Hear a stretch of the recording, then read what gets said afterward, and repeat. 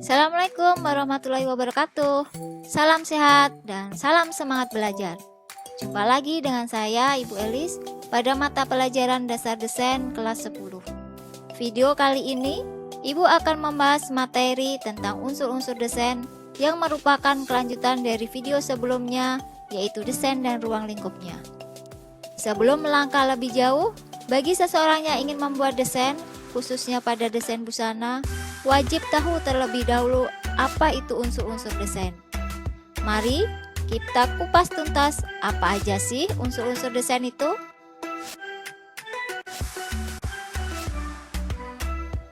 Suatu gambar desain tercipta melalui suatu proses berupa totalitas berpikir yang memadukan ilmu seni rupa dengan unsur-unsur lain yang mendukung. Unsur desain merupakan unsur-unsur yang dapat digunakan untuk mewujudkan desain sehingga orang lain dapat membaca desain tersebut. Maksud unsur di sini adalah unsur-unsur yang dapat dilihat atau sering disebut dengan unsur visual. Melalui unsur-unsur visual inilah seorang perancang dapat mewujudkan rancangannya. Unsur-unsur desain ada 7, terdiri dari garis, arah, bentuk, ukuran, tekstur, value, dan warna. Baiklah, kita bahas satu persatu unsur-unsur tadi. Garis merupakan unsur yang paling tua yang digunakan manusia dalam mengungkapkan perasaan atau emosi. Garis adalah kumpulan titik-titik yang memiliki dimensi memanjang dengan arah tertentu. Unsur garis terwujud dari hasil goresan dengan benda keras di atas permukaan benda alam seperti tanah, pasir, daun, batang, pohon, dan sebagainya. Dan benda-benda buatan seperti kertas, dinding, papan, dan sebagainya. Melalui goresan-goresan berupa unsur garis tersebut, seseorang dapat mengkomunikasikan pola rancangannya kepada orang lain. Garis dibedakan menjadi 2 jenis. Yang pertama, garis lurus. Garis lurus adalah garis yang jarak antara ujung dan pangkalnya mengambil jarak yang paling pendek. Garis lurus merupakan dasar untuk membuat garis patah dan bentuk-bentuk bersudut. Apabila diperhatikan dengan baik, akan terasa bahwa macam-macam garis ini memberikan kesan yang berbeda. Kesan yang ditimbulkan oleh garis ini disebut dengan watak garis. Garis lurus mempunyai sifat kaku dan memberi kesan kokoh, sungguh-sungguh, dan keras. Namun, dengan adanya arah, sifat garis dapat berubah seperti garis lurus tegak memberikan kesan keluhuran. Garis lurus mendatar memberikan kesan tenang. Garis lurus miring atau diagonal memberikan kesan lebih hidup atau dinamis. Yang kedua, garis lengkung. Garis lengkung adalah jarak terpanjang yang menghubungkan 2 titik atau lebih. Garis lengkung memberi kesan luas, lembut, indah, feminim, alamiah, serta kadang-kadang bersifat riang dan gembira. Garis dalam desain busana berfungsi sebagai 1. Membatasi bentuk struktur atau siluet. Kedua, membagi bentuk struktur ke dalam bagian-bagian pakaian untuk menentukan model pakaian. Ketiga, memberikan arah dan pergerakan model untuk menutupi kekurangan bentuk tubuh seperti garis princess, garis empire, dan lain sebagainya.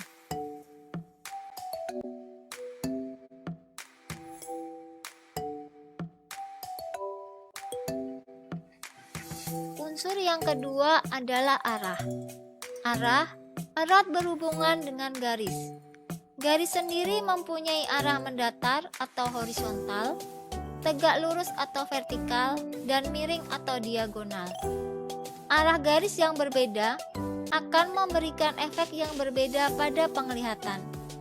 Hal ini seperti yang telah sedikit kita bahas pada unsur garis. Dalam desain busana, unsur arah terdapat pada garis hias maupun motif bahan yang dapat digunakan untuk mengubah penampilan dan bentuk tubuh si pemakai. Perhatikan perbandingan arah garis yang akan Ibu jelaskan pada gambar busana berikut ini. Gambar yang pertama ini adalah busana yang menerapkan arah garis vertikal atau tegak lurus ke atas. Arah garis vertikal dapat memberikan kesan meninggikan atau mengecilkan orang yang bertubuh gemuk. Tetapi ada pengecualian untuk garis vertikal yang berjarak lebar dan bergaris tebal malah akan memberikan kesan gemuk dan memendekkan.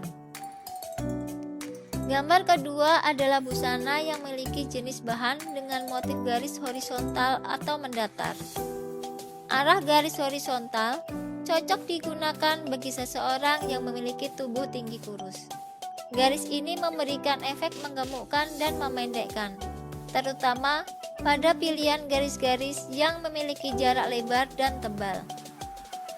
Gambar ketiga adalah busana dengan motif arah garis diagonal yang condong ke arah tegak sehingga memberikan kesan tinggi. Namun apabila pilihan garis diagonal yang condong ke arah melintang, maka akan berpengaruh sama dengan garis horizontal, yaitu memberikan kesan tambah besar.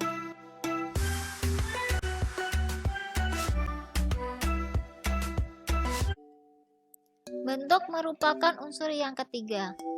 Bentuk adalah hasil hubungan dari beberapa garis yang mempunyai area atau bidang dua dimensi atau disebut dengan shape. Seperti pada contoh gambar ini, yang merupakan gambar dua dimensi dari bentuk gambar geometris dan gambar daun. Tampilan gambar dua dimensi terlihat flat atau datar, tanpa ada volume yang menjadikan gambar atau benda tersebut tidak terlihat nyata. Selanjutnya, apabila bidang tersebut disusun dalam suatu ruang, maka terjadilah bentuk tiga dimensi atau disebut dengan form. Perhatikan gambar ini. Gambar geometris dan gambar daun yang sekarang menjadi terlihat lebih hidup karena memiliki ruang atau volume. Inilah yang disebut dengan bentuk tiga dimensi. Jadi, bentuk dua dimensi adalah bentuk perencanaan secara lengkap untuk benda atau barang datar yang dipakai untuk benda yang memiliki ukuran panjang dan lebar. Sedangkan tiga dimensi adalah yang memiliki panjang, lebar, dan tinggi.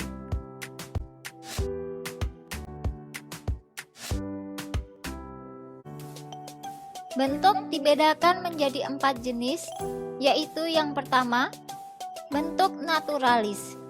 Merupakan bentuk yang berasal dari bentuk-bentuk alam seperti tumbuh-tumbuhan, hewan, bebatuan, terumbu karang, dan bentuk-bentuk alam lainnya. Yang kedua, bentuk geometris.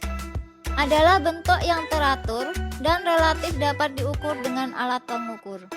Contohnya pada bentuk segi empat, segitiga, bujur sangkar, kerucut, lingkaran, dan lain sebagainya.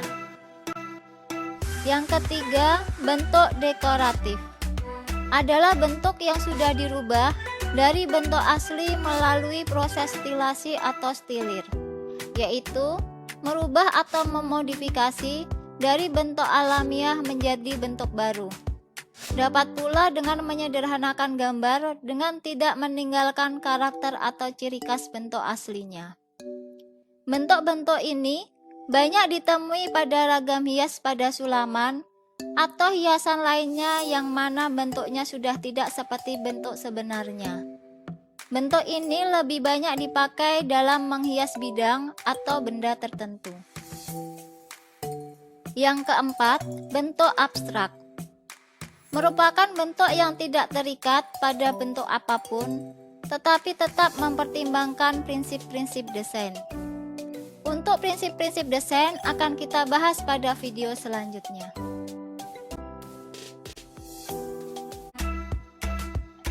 Unsur yang keempat adalah ukuran.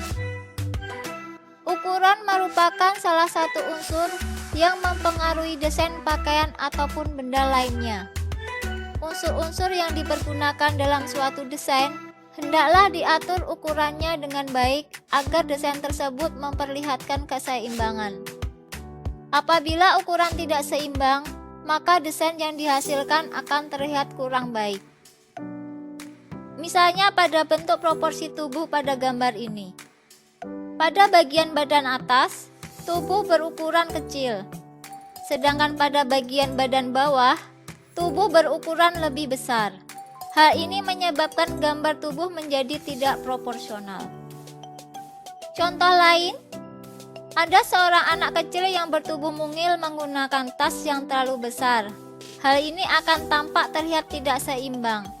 Maka, sebaiknya sesuaikan ukuran tas dengan ukuran tubuhnya. Ada pula contoh perbandingan ukuran dari gambar rumah dan gambar pohon kelapa. Pada gambar berwarna hijau, terlihat perbandingan rumah dan pohon kelapa sudah proporsional. Akan tetapi, pada contoh gambar warna merah, gambar tampak tidak proporsional karena ukuran rumah terlalu besar. Itulah yang dimaksud dengan unsur ukuran yang terdapat pada desain. Unsur yang kelima adalah tekstur. Tekstur merupakan keadaan permukaan suatu benda atau kesan yang timbul dari apa yang terlihat pada permukaan benda. Tekstur ini dapat diketahui dengan cara melihat ataupun dengan cara meraba. Tekstur terbentuk pada permukaan yang diciptakan oleh garis, pola berulang, efek, dan objek dengan tujuan menyerupai untuk mempengaruhi visual ataupun sebagai wujud permukaan sentuh. Berdasarkan visualnya, tekstur bahan pakaian dapat dibedakan menjadi kusam dan berkilau, tembus pandang dan tidak tembus pandang, jarang dan rapat, polos dan bermotif.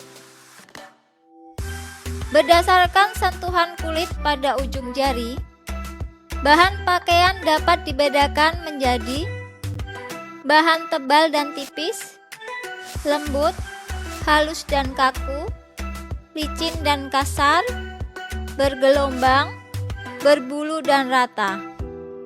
Perhatikan macam-macam tekstur yang ada pada gambar berikut ini.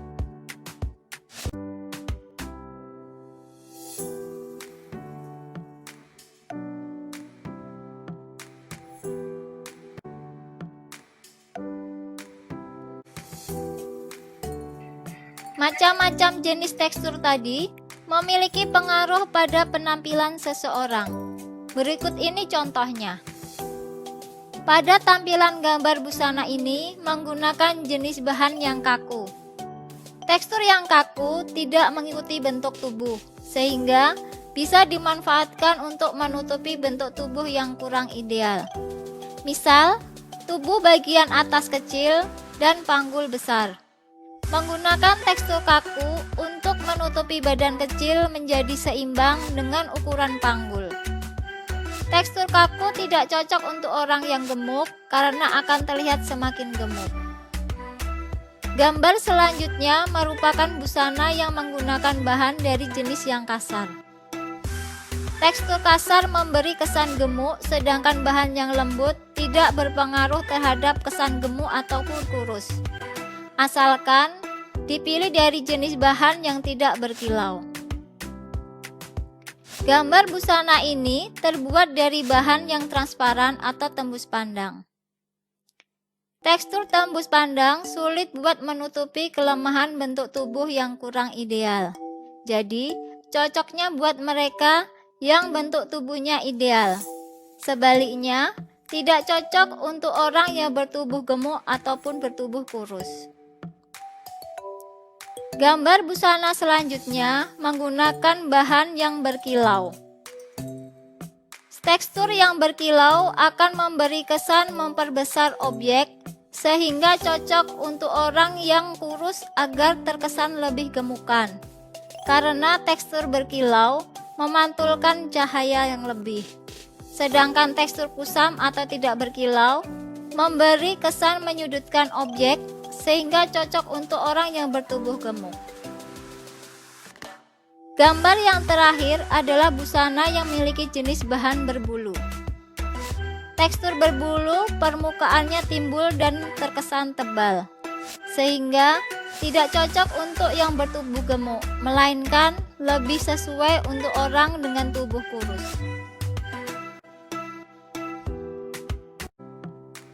Unsur yang keenam adalah value.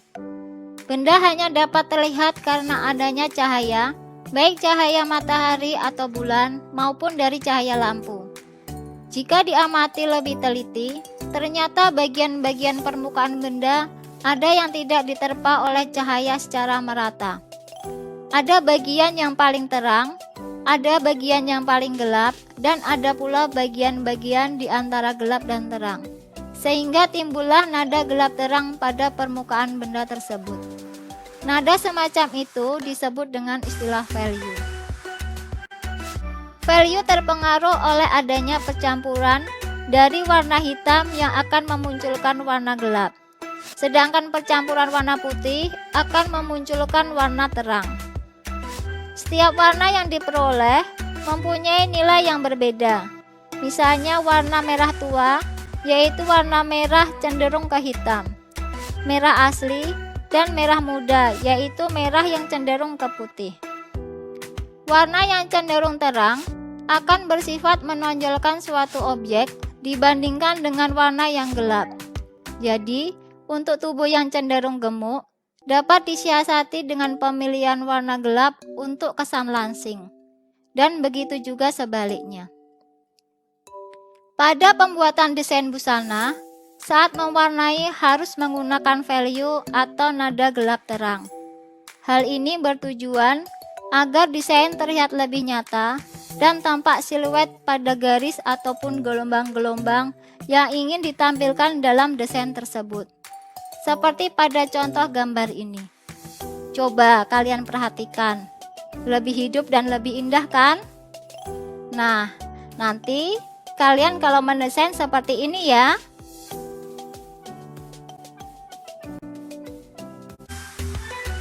Unsur yang ketujuh atau yang terakhir adalah warna. Warna merupakan unsur desain yang paling menonjol. Dengan adanya warna, menjadikan suatu benda dapat dilihat. Selain itu, warna juga dapat mengungkapkan suasana perasaan dan watak benda yang dirancang. Warna dapat menunjukkan sifat dan watak yang berbeda-beda, bahkan mempunyai variasi yang sangat banyak. Warna dapat menciptakan ilustrasi, ilusi, dan bahkan memperbaiki masalah tubuh. Misal, busana dengan satu warna akan memberikan kesan yang tinggi. Warna gelap akan memberikan kesan langsing. Warna-warna gelap akan menyusutkan objek, sedangkan warna yang terang akan lebih menonjolkan objek. Pemilihan warna dapat dipelajari dengan banyak melihat dari berbagai sumber dan dapat dikembangkan untuk mendapatkan kombinasi warna yang serasi dan harmoni. Untuk penjelasan yang lebih detail tentang warna, pengelompokannya, pembagian jenis warna, dan macam-macam kombinasi warna akan dijelaskan terpisah khusus materi warna yang akan ada di video pembelajaran selanjutnya.